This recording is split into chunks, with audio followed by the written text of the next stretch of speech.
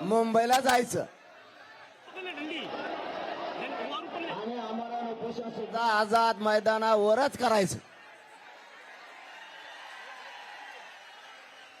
त्याप्रमाणे आपण आज आझाद मैदानावरती आलोय आणि आमरण उपोषण सुरू केलंय. आता तुमची काय जबाबदारी? उंबरच झाली हो, मला काही दिसणार पुढे. आता तुमची काय जबाबदारी समजून घ्या.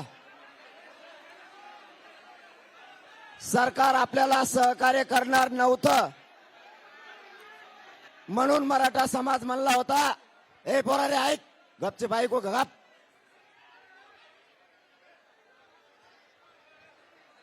गपचूप उभा आहे. सरकार आपलं ऐकत नव्हतं, आपल्याला सहकार्य करत नव्हतं म्हणून करोडो मराठ्यांनी घराघरातून ठरवलं होतं मुंबईला जायचं आणि मुंबई जाम करायची. आता एक गोष्ट लक्षात ठेवा, सरकार सहकार्य करणार नव्हतं म्हणून मराठे मुंबईला येणार होते आणि जाम पण करणार होते आणि केली पण. आता आपल्याला सरकारनं सहकार्य केलंय. मी काय बोलतोय लक्षात ठेवा, सरकारने सहकार्य केलंय, परवानगी दिली, त्याबद्दल आपण काल परवा सरकारचं कौतुकही मोठ्या मनाने केलं. पण आता सरकारने सहकार्य केलं म्हणल्याच्या नंतर आता तुम्हाला पण सहकार्य करायचंय. पोलीस बांधव बोलायचे,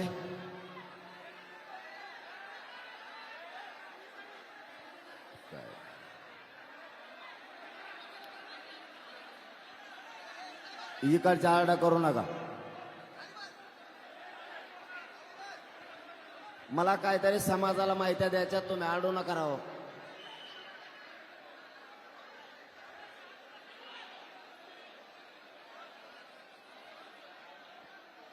समाजाच्या पोरानं पुन्हा एकदा सांगतो, शांत व्हा.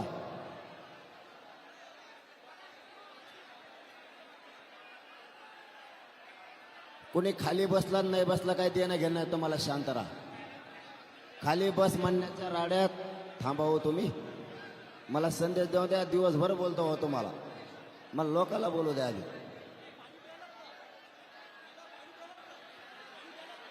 तुम्ही कोणाला ए पोरा ए काळे कपडे कशाला खाली बस म्हणतो रे, गप उभा आहे. गोंधळ घालतो उगाच कामान धामाचं. हे काळ्या कपड्यावलेच मोगम तुम्ही जास्त बोबाटा करता.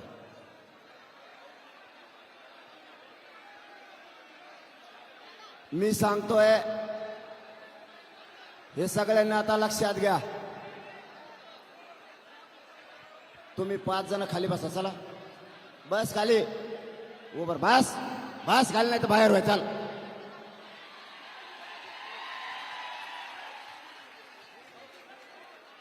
मला तर तुमच्या येणे बघता सुद्धा ना, इकडं बघताय ना इकडं बघताय.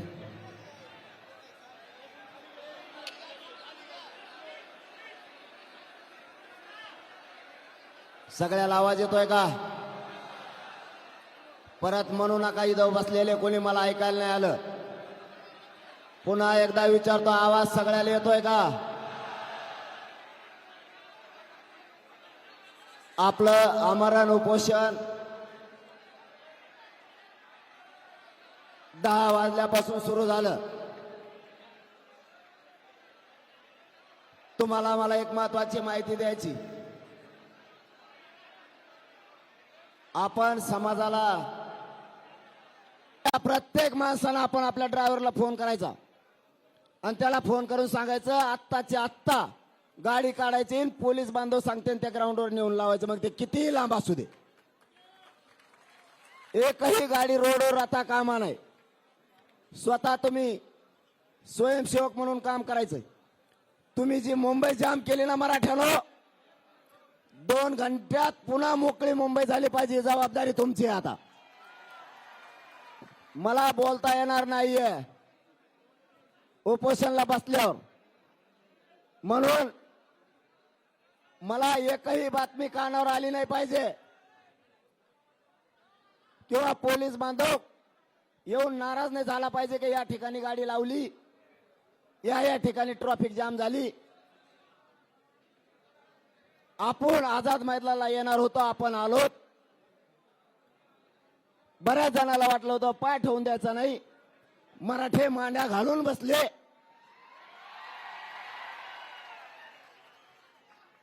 त्याच्यामुळं सरकार पुढचंही सहकार्य आपल्याला परवानगीचं देईल, मान्य न्यायदेवता देईल. सरकारच्या हातात हे परवानगी देणं.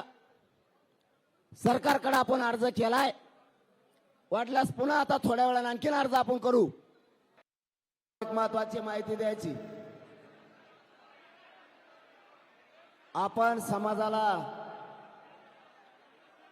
न्याय मिळवून देण्यासाठी इथं आलोय हे कोणी विसरू नका. नुसत्या गडबड गोंधळात समाजाचं वाटोळं करू नका. कोण काय सांगताय, कोणाचा काय म्हणणं आहे ऐकून घ्यायचं शिका. आपण शिकलो नाही, आपण लोकांच्या बुद्धीनं चाललो म्हणून आपल्या समाजाचं 70 वर्षे वाटोळं केलं हे काही मराठ्याने विसरू नका. एकजुटीचा फायदा घेऊन समाज कसा मोठा करता येईल याच्यासाठी आपल्याला पुरी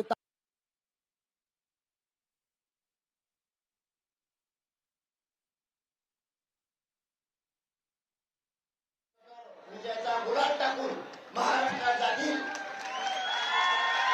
आमची सरकारला एकच विनंती आहे, मराठा आणि कुणबी ज्यांची अंमलबजावणी करा. हैदराबादचं गॅजेट लागू करून त्याची अंमलबजावणी करा. सातारा संस्थांचं गॅजेट सुद्धा लागू करून त्याची अंमलबजावणी सुद्धा आम्हाला तात्काळ पाहिजे. ज्या केसेस पासून बलिदान गेलेल्या कुटुंबाच्या मागण्या आहेत, या सगळ्या मागण्याची अंमलबजावणी होईल तर मी मुंबई सोडणार नाही ही मराठ्यांना शब्द देतो. आताही मला सरकारनं गोळ्या जरी घातल्या तरी मी बलिदान द्यायला तयार आहे, पण मागं हटायला तयार नाही शब्द आहे माझ्याकडे. मी या समाजासाठी मैदानात येऊ, वीर मरण पत्करायला तयार आहे, पण हटायला तयार नाहीये. तुमची फक्त जबाबदारी तुम्ही पार पाडायची. माझ्या मराठ्याचे मान खाली होऊन असेल काही आंदोलन मराठ्याने वागायचं नाही. मोठं आपल्याला आपल्या जातीला करायचं, मोठं आपल्या लेकराबाळाला आपल्याला करायचं.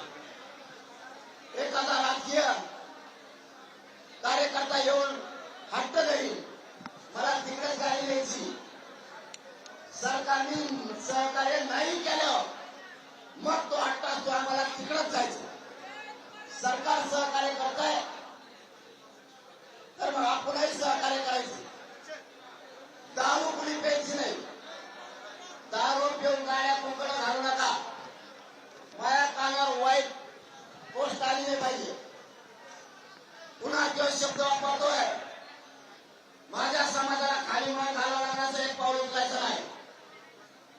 मराठ्यांना विजय दिल्याशिवाय आणि डोक्यावर गुलाब टाकल्याशिवाय इथून हलायचं सुद्धा नाही. पण मराठ्यांची मान खाली होईल असं एकही पाऊल मराठ्याच्या पोराला उतरायचं नाही. माय बापा सगळं कुटुंब सोडून तुमच्यासाठी लढतोय. मी या समाजाला कुटुंब मानलंय.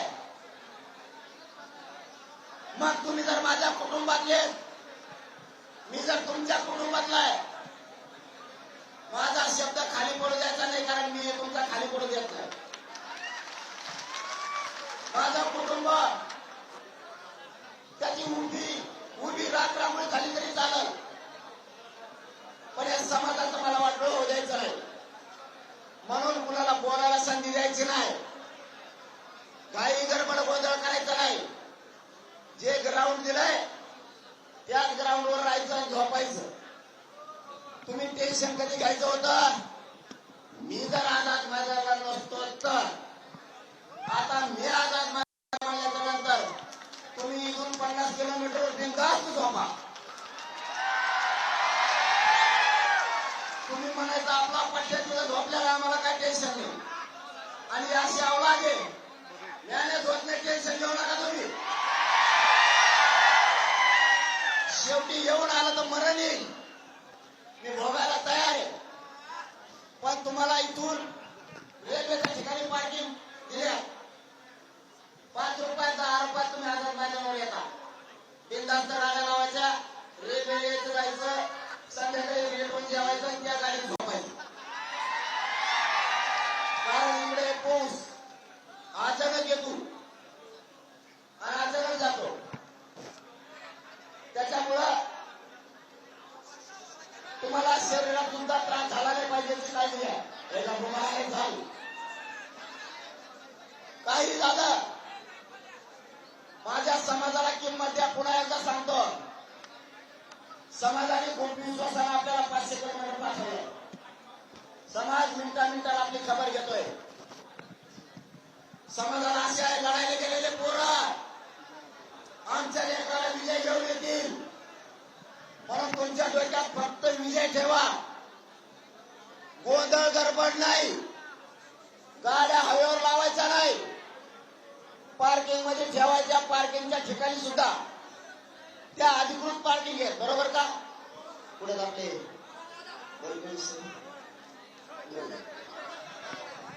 अधिकृत आहेत ना, अधिकृत पार्किंग आहे. त्याच्यामुळे तुम्हाला काही ताण यायची गरज नाही. इथं पोलीस बांधव सुद्धा गाड्या संरक्षण करतील. मुंबईकराला त्रास झाला नाही पाहिजे, जबाबदारी आपली. महाराष्ट्रातून येणाऱ्या बांधवांनी रेल्वेला जरी आले 5 मिनिटाच्या अंतरावर आधार पाहिजे. आणि तुम्ही जरी तुमची पार्किंग इथं जवळ कुठं असेल 5-5 किलोमीटरवर, 10-20 किलोमीटरवर नाही झालं तर 30 किलोमीटर बस का, 20 किलोमीटर 2 किलोमीटर फक्त. बाबा साहेब आम्ही त्या कशाला लांब करतो, जाऊ दे. बरं वाशी हा अरे वाशी जाऊन झोपा घ्यायचं सकाळी. हो जमन ना, काय जण वाशी झोपा सकाळी निघाली खाल्लं. फक्त त्रास मुंबईकरांना द्यायचा कोणी नाही. मला आता मी उपोषण सुरू झाले 10ला, मला बोलणं सुद्धा चालत नाही. पण ही शब्द जरा हिताचा होता समाजाची. या समाजाला आडमुठं समजू नये. आपलं काम होतं सरकारने सहकार्य नाही केल्यावर मुंबई जाम करणं, आणि या बादर पठ्ठ्याने करून दाखवले मराठ्याच्या पोरांनी. आता त्यांनी सहकार्य केलं, आता आपण पूर्ण मुंबई 1 ते 2 घंट्याच्या आत मोकळी झाली पाहिजे, अशा पटापट मनाने गाड्या काढून घ्यायच्या. आणि पार्किंगच्या ठिकाणी पोलिसांनी विचारायचं, पार्किंग साहेब पुढे. पोलिस म्हणले पाहिजे त्याला पहिले ती बाजूला घे म्हणून होतो तर तेच उभा करून तिकडे गेला, आणि आता पार्किंग करतो साहेब पुढे. इतकं सहकार्य करायचं. सरकार 8 मिनिटं शिरल्यावर मग पुढचा बघू आपण काय करायचं. त्याचं टेन्शन तुम्ही नका घेऊन, मी आहे ना. म्हणून पुन्हा एकदा सांगतो, सगळ्यांनी शांततेत यायचंय जायचंय. ज्यांना गावाकडे जायचंय 29ला वाटा लावायला येणार होते त्यांनी वापस जा. काही आणखी वाशीपाशी जे आम्ही असं कळालं फोनवर, तिकडंच एक कोट्य आणखी 10-5 लाख लोक तिकडेच येतात. ज्यांना वापस जायचं ते वापस जा. सोडायला आलेले आणि आता जवळ आम्ही संदेश देत नाही. काय हरकत नाही, काय हरकत नाही, ओके, काय हरकत नाही. मान्य केलं तुमचं, ओके. आता फक्त तुम्ही मी सांगितलेलं मान्य करायचंय. मी सांगण्या शब्दाच्या पुढे जायचं नाही, समाजात वाटलं होईल. गाड्या फक्त त्यांचा प्रॉब्लेम गाड्या आहे, बिनधास्त ग्राउंडवर जाऊन द्यायच्या आणि खुशाल पसरायचं तिकडे. चलो आता मी उपोषणाला बसतो. सरकारला एक शेवटची विनंती करतो, मायबाप सरकार आणि मुख्यमंत्री साहेब आमची आतापर्यंत सहकार्य केलं तसं आमच्या मरण उपोषणाची बेमुदत कायमस्वरूपी आम्हाला करून द्या. हे आम्ही तुम्हाला सहकार्य करायला तयार नसता म्हणून आणखी येणार. 2 आमच्या सगळ्या मागण्यांची अंमलबजावणी करा ही तुम्हाला विनंती आहे. इथं करोडो लोक घेऊन आलो म्हणजे माझ्याच बोलत नाहीये. मुख्यमंत्री साहेब आणखीन तुमच्या हातातून संधी गेलेली नाही. मराठ्यांचं मन जिंकायला तुम्हाला संधी आहे. मराठ्याच्या नाराजीची लाट तुमच्या अंगावर घेऊ नका. मला आणि माझ्या समाजाला फक्त आरक्षण पाहिजे आणि ते जर तुम्ही त्याच्यात राजकारण करणार असाल तर तुम्ही गोळ्या खाल्ल्या तरी मला जागे चाटत नाही. मी या ठिकाणी उपोषण करून गेलो किंवा तुम्ही मला जेलला नेऊन जरी टाकलं, मी जेलमध्ये सडल, जेलमध्ये आम्हाला उपोषण करीन, पण मराठ्याच्या डोक्यावर गुलाम टाकल्याशिवाय आता हटणार नाही. म्हणून सगळ्या मागण्यांची अंमलबजावणी करावी. तुम्हाला आणखी नाही विनंतीपूर्वक आमचं आग्रहाचं सांगणं याच्यापेक्षा काही सांगू शकत नाही. आणि पोरांना पुन्हा एकदा सांगतो, एकाही पोलिसाचा फोन आला नाही पाहिजे, कारण मला फोनवर बोलता येत नाही. मी आता उपोषणाला बसणार तब्येत खराब होणार. म्हणून आज समाज चिंतेत उपोषणाला बसल्यामुळे महाराष्ट्रातला सगळे महाराष्ट्रात मराठीचे लाखो साळी उपोषणाला बसल्यामुळे. म्हणून तुम्ही सगळेजण काळजी घ्या. सगळ्यांनी आता पहिल्या गाड्या लावा देऊन आपण आपल्या ठेकाला 2 घंट्यात पूर्ण मुंबई जाम झालेली मोठी झाली पाहिजे, लक्षात ठेवा. आणि पुन्हा येऊन बसायचं तर बसा, पण आता मात्र तुम्ही सगळेजण आपण आपल्या गाड्या पाहिला काढू हे सांगतेच दिलं नेऊन लावा. तिथून आपण एसटी येऊ नाहीतर येईल मिळू. धन्यवाद. जय शिवराय. उपोषण सुरू झालं.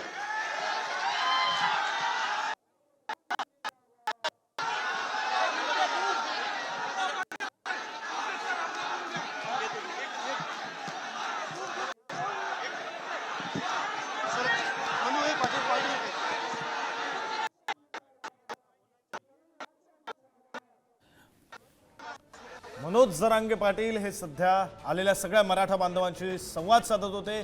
त्यावेळी त्यांनी मुख्यमंत्र्यांना सुद्धा म्हटलेलं आहे की मराठ्यांची मनं जिंकण्याची तुम्हाला संधी आहे. जेलमध्ये टाकलं तरी उपोषण सुरूच राहणार, मला गोळ्या घातल्या तरी चालेल, मात्र माघार घेणार नाही, असं मनोज जरांगे पाटील यांनी म्हटलेलं आहे. सगळ्यांनी शांततेत परत जायचं आहे. आता सगळ्यांनी ज्यांनी रस्त्यावर गाड्या लावलेल्या आहेत त्यांनी पोलीस सांगतील तिथं गाड्या नेऊन लावा, असं सुद्धा मनोज जरांगे पाटील यांनी म्हटलेलं आहे.